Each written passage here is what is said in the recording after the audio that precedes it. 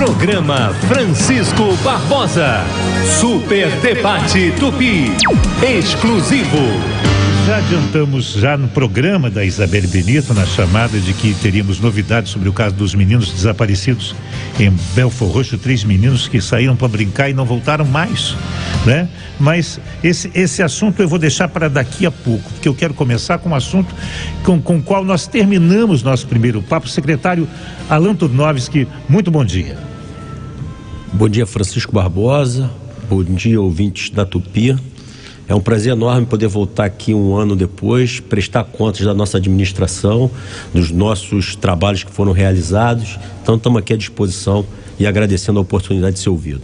Secretário, nós terminamos nosso papo há um ano falando das milícias, que é, e eu repito aqui, para mim, o maior flagelo, o maior crime que se comete, não só contra o Rio de Janeiro, mas contra o Rio, mais notadamente, em toda a história fluminense e carioca, né? As milícias, tipo assim, quando você acha que não pode piorar, eles conseguiram piorar uma situação de sequestro. Eu chamo de sequestro do cidadão. Eles sequestram, né, a cidadania de quem está sob o seu território.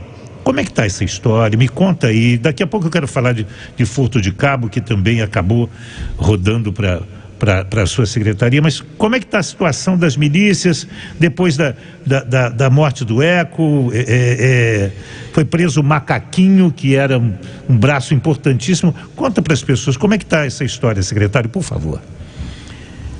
A questão das milícias era uma missão dada pelo governador Cláudio Castro para que a gente combatesse a milícia como prioridade no estado do Rio de Janeiro. Foi criada então uma força-tarefa da Polícia Civil, que nós temos toda a Polícia Civil, todos os departamentos trabalham nesse combate. Como é que se combate crime organizado? Por duas frentes. Primeiro, buscando interromper o fluxo financeiro da organização criminosa. Então, em cima disso, nós temos hoje mais de 2 bilhões em prejuízo aos milicianos no Rio de Janeiro.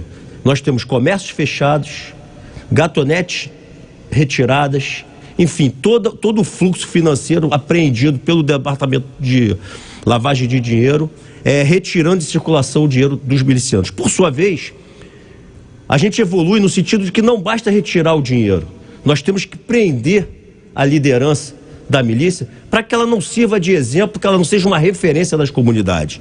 E aí a gente conseguiu nesse um ano a prisão de um dos maiores milicianos que estava há anos soltos, conhecido como Eco, que acabou tentando reagindo dentro quando estava sendo levado preso, tentando pegar a arma de uma policial feminina e acabou alvejado e faleceu. E a prisão também de um segundo membro, do segundo chefe dessa milícia, que foi o Macaquinho.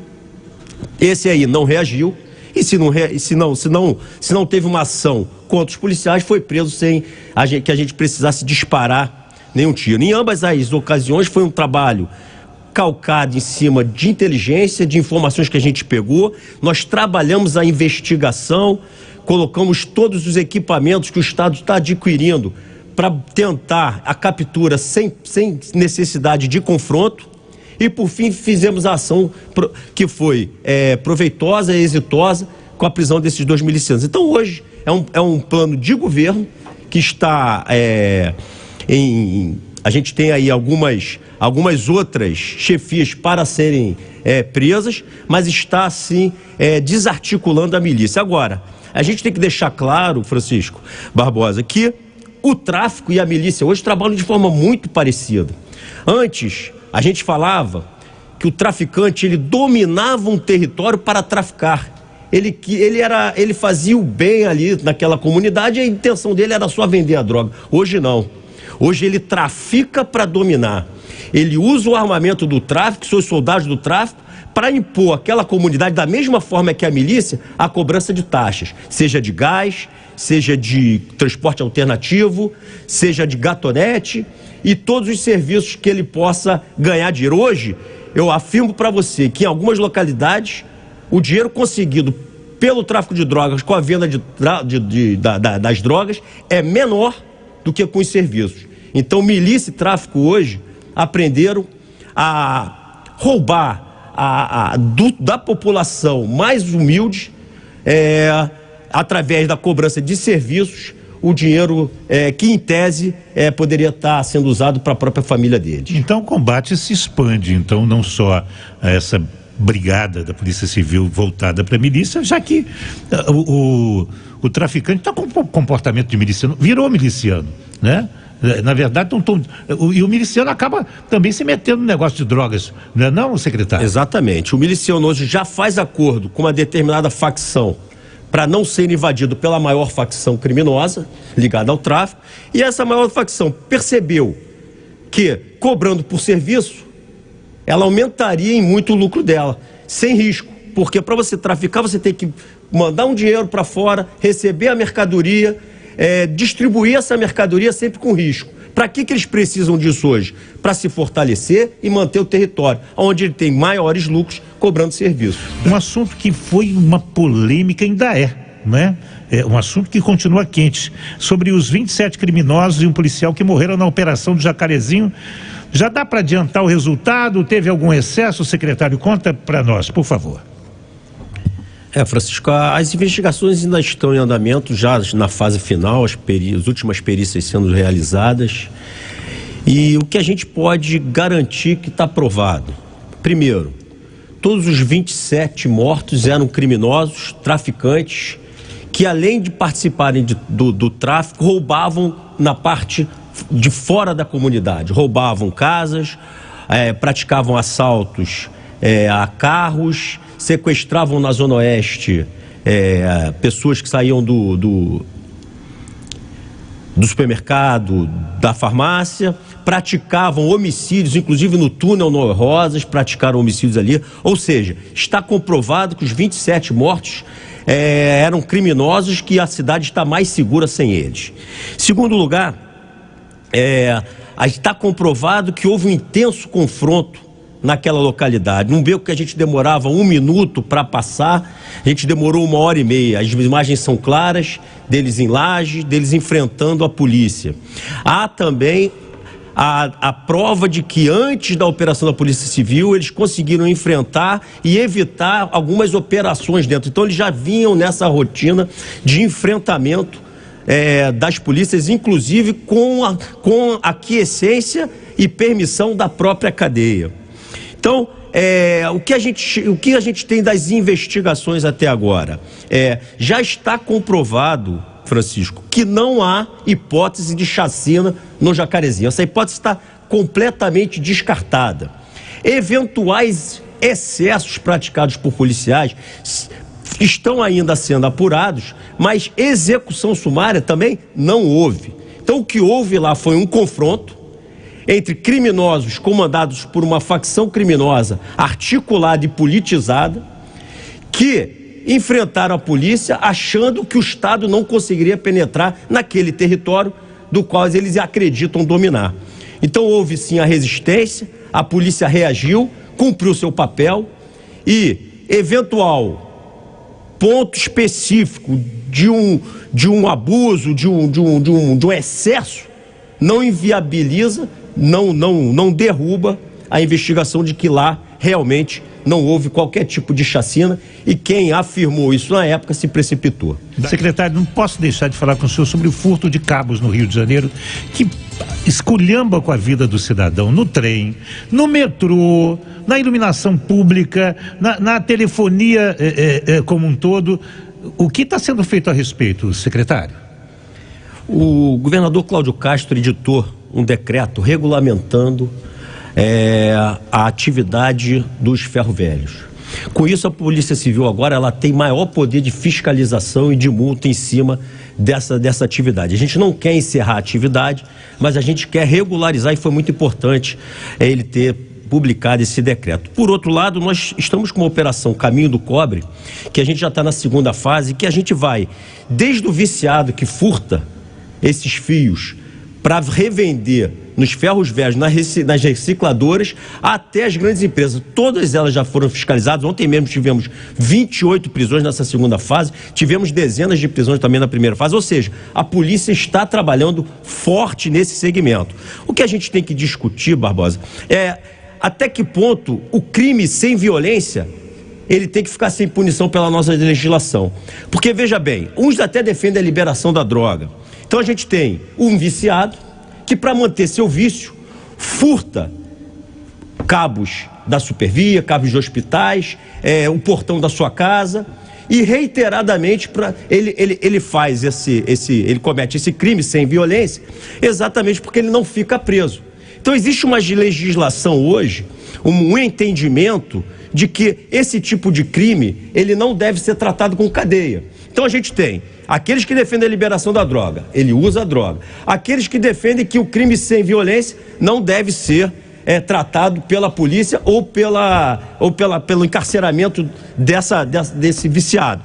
Ou seja, no fundo eles sustentam que não é tratado pela polícia. Mas na hora que vem o caos, na hora que esse furto sem violência começa a atingir todos os setores da sociedade, se cobra da polícia uma ação. Então nós temos hoje furtadores de bicicleta que são presos 28 vezes, furtadores de apartamentos que furtam na Zona Sul, reiteradamente não ficam presos por causa da legislação, e a pessoa tem chega na sua casa, tudo seu foi revirado, suas joias foram levadas, seus relógios foram levados, sua vida destruída, mas por ser sem violência, a pessoa fica solta. Então a gente tem que rediscutir até que ponto alguém usa droga, furta, deve ficar preso ou não. Porque senão a polícia vai ficar trabalhando, a legislação vai permitir que o juiz, vai exigir que o juiz solte, e a gente vai continuar nessa rotina. Então tem que se discutir sim. O crime de pequeno potencial ofensivo, aquele que atinge a sociedade.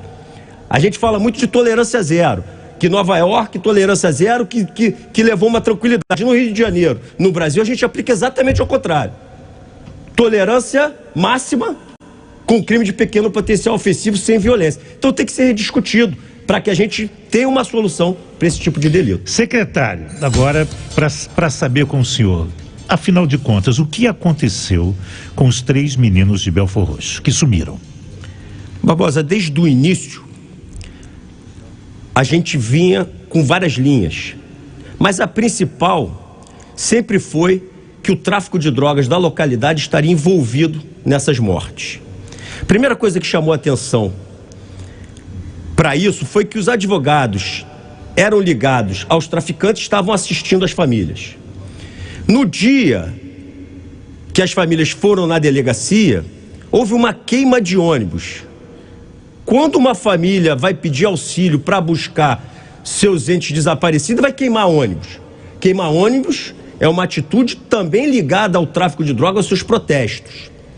E a evolução da investigação foi descartando as outras linhas, e a gente conseguiu alguns depoimentos que indicavam que teria sido praticado pela quadrilha de traficantes do Castelar.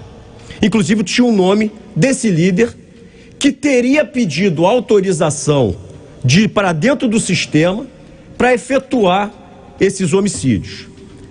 Houve a repercussão, a gente buscou os corpos, aumentamos o número de operações e sempre na linha de que enquanto não entregasse os corpos das crianças, a gente não pararia, a gente colocaria toda a nossa estrutura para lá. Muito bem. No passado recente foi liberada uma liderança, uma chefia dessa organização criminosa. E as informações que a gente tem hoje, dentro das investigações, é que a liderança do Castelar foi chamada num outro complexo, no Complexo da Penha, e lá foi morta por ter exatamente cometido os homicídios das 3 crianças. Então hoje o principal líder da Castelar à época que autorizou esse homicídio estaria morto, determinado por essa chefia que saiu recentemente da cadeia. Então hoje a gente tem traficantes da mesma facção que esquarteja uma mulher na Penha, que enfrenta a polícia no Jacarezinho e que mata crianças em Belford Roxo.